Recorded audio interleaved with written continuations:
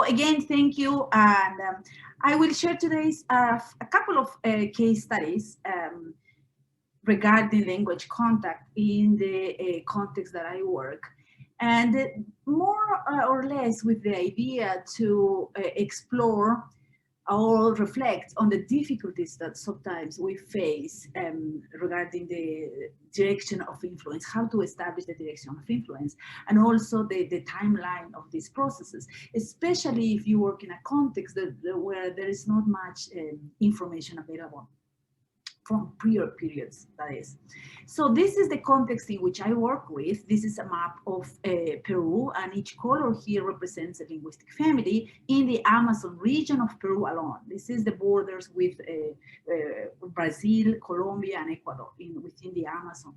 And in Peru alone, we have 48 officially recognized indigenous languages, 4 in the Andes and 44 in Amazonia. So Amazonia is quite more complex and in terms of diversity, cultural and linguistic diversity. And of course, there are several varieties of Spanish and Peruvian Sign Language.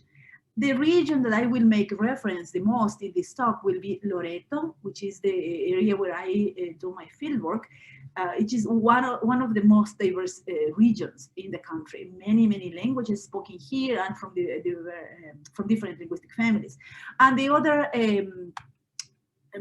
city that I will mention quite a bit is Iquitos, which is the biggest city in the Amazon of Peru. It's the first main port in the Amazon River.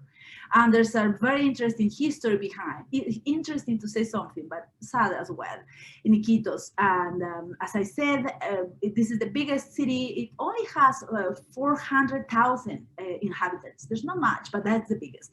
And it's quite isolated. You cannot get to Iquitos or to that region from the other parts of the country, from the coast, from where Lima is, for instance, just by roads. You can have to flight. So it's isolated, and that means that because of flying is expensive, usually people don't travel too much. That has an impact on the types of patterns that we see in that region as well. And there's another way to get there. It's by river, but from Lima it would take you at least 7-8 days to get there if you go by river, by boat. So that's important. It makes sense later, I hope. So I've been working with the Cocamerias. I will refer to as Cocamas now. And the communities are located in the region here in yellow. And I started working with them since '97 in several projects, some of them related to education, primary education, and did quite a bit of documentation of the language. And I also work with the Sequoias, who live here in this region in the borders with Colombia and Ecuador. Those are a little bit more isolated than the Cocamas. So, but today I will only focus on some of case studies with the Cocama Spanish contact situation. Okay, so some contact information about the Cocamas. The estimated population is about 20,000, and they lived in small villages. We estimate around 150 villages that are spread throughout a large region. And the main activities are fishing, hunting, and agriculture, and they are very traditional in many respects, still in the villages. And another important information is that the number of speakers that know the language is quite small. So this is a language, an endangered language declared by UNESCO. And in the last census, only less than 1,200 reported themselves having learned Cocama, learned to speak in Cocama, which of course doesn't mean that they know actually Cocama today, they use it, right? They are mostly elders. And over the years, I've conducted a lot of fieldwork with them.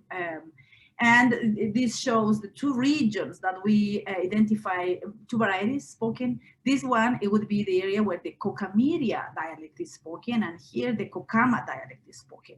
And we use these two dialects, the name for these two dialects, to refer to the language as a whole. That's why we use Cocama, Cocameria. Okay, but sometimes as a shortcut today, I will just Cocama. Here are a couple of pictures I put here to get you a sense how the life is in the communities. The structure of the houses, of course, kind of will reveal that they live flooded by water around 4 or 5 months a year. and this is the main means of transportation. Kids going to school in the morning, and soccer is very important in the communities. Almost every village is organized around the soccer field. And the last image that I want to show is the city of Iquitos. It's closer to the Cocama area, and it's, as I said, it's an island surrounded by rivers. Okay, so that's about context. Now, I will show you, as I said, a few studies that I did regarding contact. My research has been mostly in a specific language, either Cocama, either Secoya, or Spanish. But a few projects are, more entertaining the idea of contact and how to establish the direction of influence. And that's not easy in this situation because both languages could be sources of the features that we see. Okay, Spanish could be a source language, a good candidate to be a source language in the Cocama, the Cocama language, because of the communities have undergone already shift. The language, the dominant language in the communities is Spanish already, and it started even before 1940. But by 1940, we believe that kids were not learning Cocama as one already. And in the villages, there is at least primary education, all in Spanish. There is some radio presence, all in Spanish. And the Cocamas travel because they live closer to the big cities like Iquitos. And speakers of Cocama are scarce. We don't find them very often. We have to look for them from village to village to find speakers. And none of them are monolingual at this point. And as I said, Spanish is the dominant languages in the villages already. Now, let's look at the other way around. How about Cocama as the source language? This could be also a good candidate, but of course, this is a little bit more we have to work a little bit harder for this because there were many local languages in the region to be candidates for the sources of the features that we see in Amazonian Spanish. In this particular scenario, Cocama is a good candidate because of there's earlier, at least anecdotal information that some of the patterns that we see, at least in pronunciation, it's called phonetic features, can be linked to Cocama already from 1930s. There's a lot of influence in lexical borrowing from Cocama and the Omagua language, which is the sister of Cocama, very closely related. So this is well documented. And in terms of the history of the region, there was an important period between 1644 and 1767, a large period of time where mission settlements were established in the region, where many indigenous were put together in these missions. And in some of them, the Cocamas and the Omawas, again, the close language, the close group, were the majority of these groups. And also they were very instrumental in the evangelization process of other groups, so the Cocamas and Omawas, so we should expect some influence from them. And later on in the 19th century, there was another event, a sad event again, the boom of the rubber extraction, which changed the region forever. And during that period, Nauta is the second important city after Iquitos was created by the Cocamas, by Cocama leaders. It has, the composition was mostly Cocamas. And then it was the most important port at some point. And then later Iquitos was formed. At the beginning of the rubber period, the Iquitos was just a small town of around 400, that's the estimate, 400, and then it grew towards the end of the rubber extraction to 20,000. Very quickly it grew. So that calls, of course, for migration, massive migration. And the documents show that at some point around the 1900s, there were a lot of people who were speaking from different countries, even from Europe. Many from Europe. But when we look at the data, all of them at the important point didn't make up more than 12% of the total population, meaning at least 88% were locals. So who were they? Where did they come from? In Iquitos, in the formation of Iquitos. And the hypothesis that we have at this point is that most of them were Cocamas or Omaguas that were living very close and migrated to the city to work in the rubber extraction. And then later on, the last period, the 20th century, there was big migration in the country, in Peru, but mostly from the Andes to the coast because of violence in the Andes. In Iquitos, also the cities grew, like Iquitos grew, continued to grow, but this region didn't attract populations from other parts of the country. Only rural people continue to migrate to the cities. So that's also important in terms of the formation of Spanish and to avoid dialect leveling, for instance. Okay, so those are some of the points that I wanted to share with you in terms of context to kind of entertain the idea that both languages could be candidates for as source languages for the features that we're gonna look, at least for one of the features. So in this context, of course, both of these situations are possible. Now I'm gonna dig into one of the features that I'm gonna present. This is the possessor-noun disagreement in Amazonian Spanish, which is a feature that is unique to Amazonian Spanish. It hasn't been reported for any other variety of Spanish as far as I know. So what happens here? We have, for instance, a construction like su canoa, adnominal possession, in which you have the singular concord. In Spanish, the head is supposed to, any modifier is supposed to match the head, right? In terms of agreement, in terms of gender, number, and everything. Okay, so su canoa, it's supposed to represent a single possessum and unspecified for possessor, right?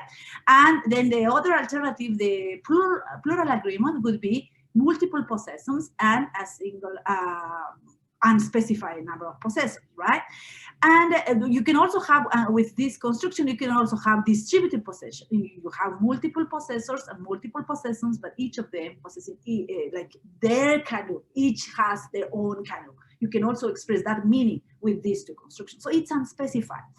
This is in the context in which this new feature emerged, in which you have sus canoa, in which the possessor pronoun do not match the head, but makes an aphoric reference to the possessor that has been introduced already somewhere in the discourse context.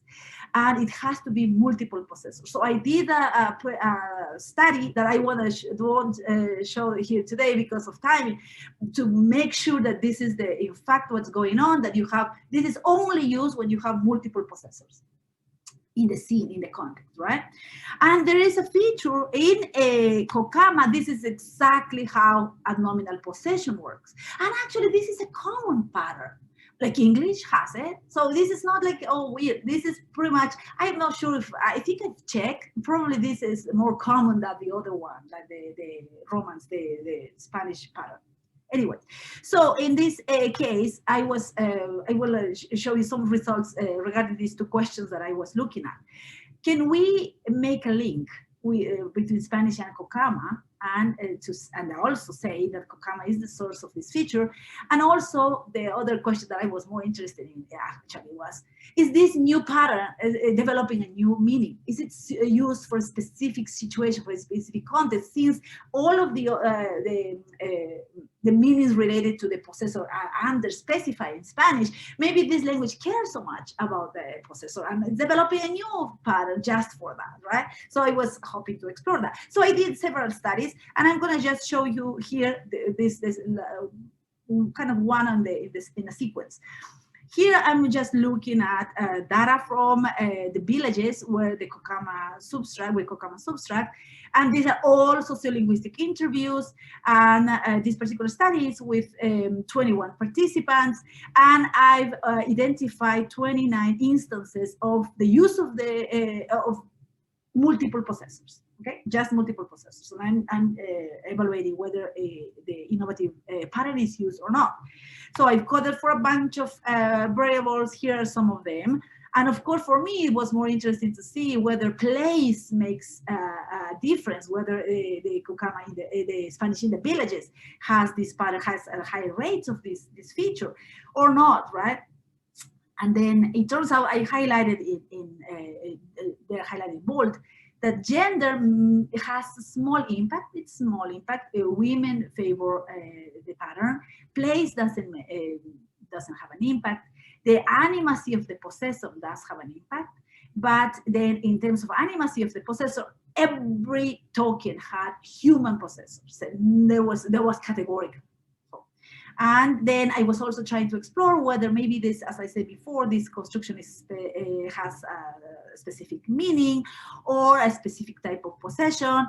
And the results show no, nothing, at least not in this data set. So again, is a little bit of in terms of gender, just not a big factor, right? Women favor slightly. And then the one that's stronger here is that this construction will never be used when you have human possessed, like his head or his brother or his things like that. It will never be used in those contexts. Okay, so what's the summary for this? And the innovative pattern is quite widespread and transcends age, gender, occupation, community. It's very it's used. It's very common in social media now, and is favored by in the villages. It's favored by female, and it's used more, only with multiple possessors. And then what was more interesting after several studies is that the conclusion is that it's used when the possessor and the possessor are at the opposite ends of the animus hierarchy. That was the most interesting fact overall after all these studies that I've done. And so it may have emerged by because of contact, the feature, but then spread kind of naturally because of some general semantic cognitive reasons, because we pay attention to animate possessors, and most of the possessors here are human, are highly animate, right, in the hierarchy. But then, of course, the question is, why is that this feature didn't emerge in other contexts? Why it didn't emerge in Spanish in contact with English? If this is so natural and it so makes so much sense, right? If English has the same pattern, for instance. Those are questions that I have no way to answer, but I continue to play with. Now, I'm going to share you now some study about prosody. In Amazonian Spanish, everybody says that it sounds funny, sounds different, sounds like singing, whatever. But there's not a single study describing what's going on. What is it, this particular? So if I have time, I hope I do, I'm going to show you maybe if I manage to find.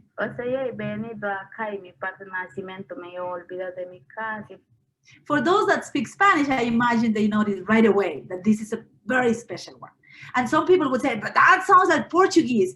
Well, Portuguese sounds different. And we have a Portuguese speaker here, Brazilian Portuguese speaker here.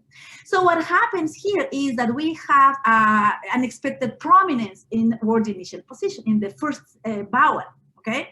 And so is this a case, another case of a shift of lexical stress, for instance, that in rhetorical stress that has been documented in Spanish, or is like the tonada cordobesa, a different prosody in Argentina? Well, it's not, it's different. So here's what is going on. In this word, olvidado, the first vowel is extremely long, 201 milliseconds. The second vowel is just 58 milliseconds. And the third vowel, which is the stressed vowel, is around 150. So the first vowel is longer than the stressed vowel, which is totally unexpected in Spanish. This shouldn't be this way. That's the point. Okay, so we did several studies again with my colleague Christian Koop from UNM, and here I won't go into the details of each of them, but we were very interested in the phonetic details, the correlates, also in the social distribution of these features in the rural villages and in the city, and of course to entertain the idea whether there's a connection with other indigenous languages, of course Kokama, because that's the data that I have. And so I'm going to just show you some examples of some results of this particular study, in which we look at speakers of Spanish in the Kokama villages, in the city of Iquitos, and we use as a control Lima, speakers of Lima, which is the variety outside the Amazon region. And we've looked at 5 minutes of speech from sociolinguistic interviews, so from usage. This is not elicited data. And we did measures of 1,800 tokens, vowel duration, pitch peak, and intensity, and a lot of covariance as well. So here are the results.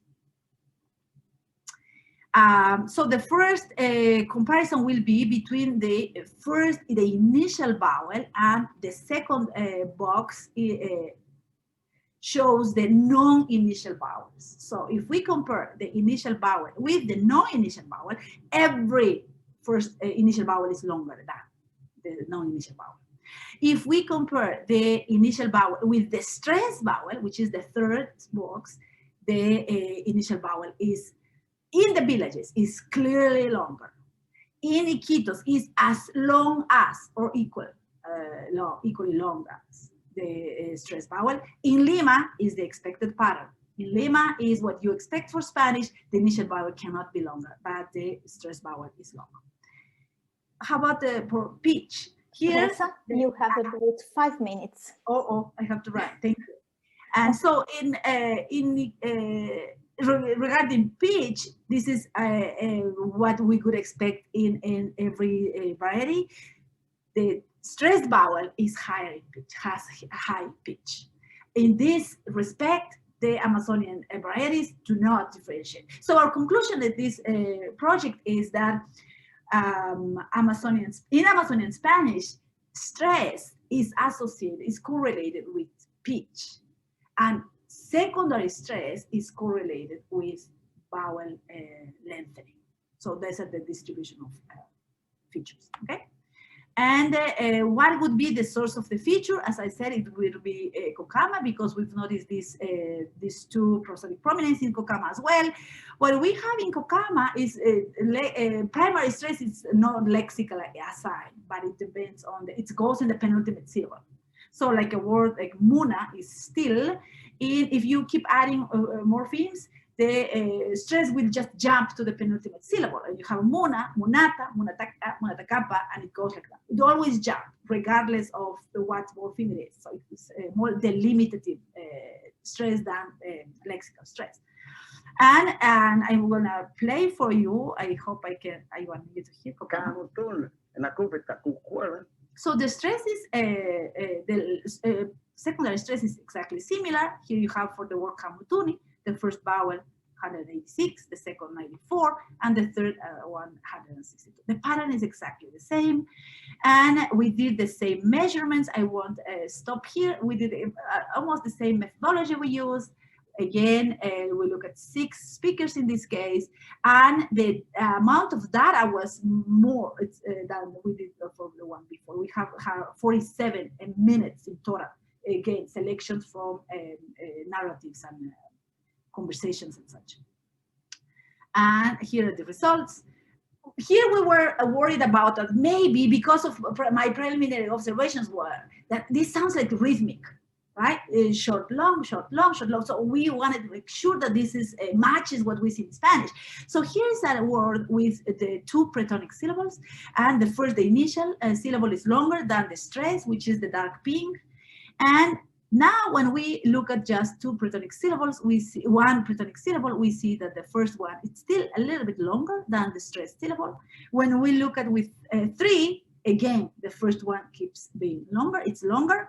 And here is just for fun, the other possible configurations. And in every possible case, you have the first syllable. So the pattern matches. And regarding pitch, we see the exact same thing. And the stressed vowel is the one that has high pitch. So that the pattern matches exactly. And as I said, we are entertaining the possibility that this is a feature also that can contribute to Amazonian Spanish, but we would have to look other local languages that may pattern in the same way, so that to discard, right? So our conclusions here were that we have clearly 2 different prosodic phenomena, that each one is assigned according to their own rules, and they have their own correlates, phonetic correlates, and it's not restricted to the rural villages, it's also in urban centers, although it's highly stigmatized in urban centers, it's more controlled, and it's more advanced in Kokama communities. So do I have a couple of minutes? I do have, right? So I'm gonna just minutes, yes. Okay, so I'm gonna just share with you this last bit. I won't show you quantification for this. I have those too, but just an introduction to this. So Kokama has what it's called gender indexicality. The gender that it's coded is the one of the speech participants, right? So according to the typology of Mary Haas, there are 3 types of gender indexicality. In the first type, what it's coded is the gender of who's speaking. In type 2 is the one the one that you're speaking to. And then the third type is the relational, the interlocutors, whether you have the people of the same gender, mixed gender, whatever you construe it, right? And it turns out, just so you know, that in South America, there are, according to Rose, the study of Francis Rose, 41 languages that have some sort of indexicality, and 41 languages from 13 linguistic families. It's not associated with one language family in particular. So in Kokama, this is how it looks. Here's one sentence that means propositional semantics is the same, but the first one would be said by a man and the second one by a woman. And you see the difference regarding to connectors, regarding to pronouns, demonstratives, plural marker, and a more demonstratives, okay? And this is, of course, very different from what we see in Spanish. In Spanish, we have grammatical gender, right? This is about the head, again, the head noun, and every modifier has to match the category of the head, like canoe, it would be the feminine class, boat would be the masculine class, and so on and so forth. Here's a list of the markers that indicate indexicality in Kokama. So they're mostly pronominal forms, plural marker, demonstratives, connectors, and so on and so forth. So the one thing that I want to show with you is another type of variation that we notice now. It's very important discourse strategy. When the Kokama speak, you don't only have to know the forms that belong to your gender. Like if I'm a good speaker of Kokama, I have to know my forms. I have to be able to process the forms of the men, but I have to also use their forms when I speak in spontaneous situations because of direct quotations.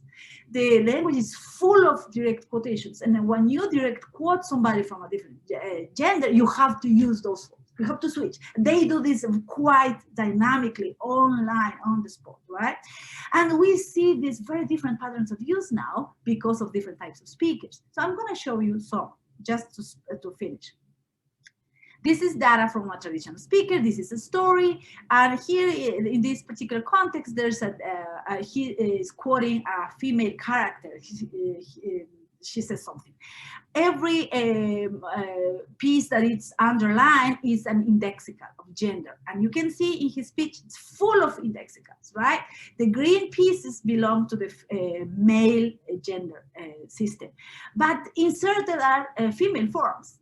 What happens is that in this specific portion, he is quoting what a female character is saying.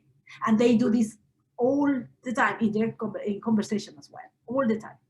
Here's the data from a latent speaker. What I call a latent speaker is those that learn Kokama in childhood, and but then had to abandon the language, switch to Spanish, and they don't use it anymore. They have limited production, but they understand completely everything of Kokama. This is a conversation between two ladies, and one of them could be considered a latent speaker. And as you can see, there's lots of code switching in blue here to Spanish. And then look at what happens. They use indexicals, but the latent speaker avoid altogether direct quotes. They usually avoid direct quotes. There's no more online switching. There's no more of that. There's one here, but that this would be considered technical error because that's it's not a direct quote of male speech. And here's another piece of data from heritage speakers. Now we have a very strong movement to revitalize this language. There's several projects that are teaching the language, right? There are many young speakers now teaching the language as in elementary schools. And this is data from this type of speakers. Here, they almost use zero indexicals, very, very little indexicals. And most of them are only first person pronouns, and no more direct quotes and dynamic use of the other. So these are new systems that are emerging, and the question is, which system are you going to compare if you're comparing entertaining the context situation? Which type of speech, which type of language, all of that, right? And whether this is a result of direct contact with Spanish or not. Is the system being reorganized? What is it? That's great. So I'm going to conclude with a few final remarks.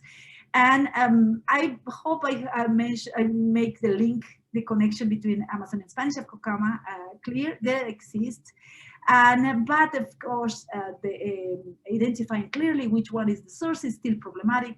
Kokama could be the source for possession and perhaps prosody because of this history of the Amazon region places Kokama in a prominent position as a donor language. And if there was an influence in this direction, may have happened towards the 19th century and then spread during the river extraction. And the demographics of Loreto have prevented national labeling towards the national standard, what we see now, the regions of the country. And Spanish could also be the source for prosody if we consider that Spanish was brought to the communities very early. By 1940, there was already elementary schools in the communities, and it happened after the rural extraction.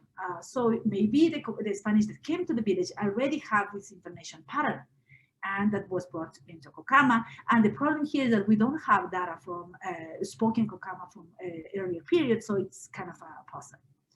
And for gender and lexicality, I don't think we can make a connection to contact directly. It's more associated with language obsolescence and language acquisition, perhaps. So that's all I have for today. Thank you.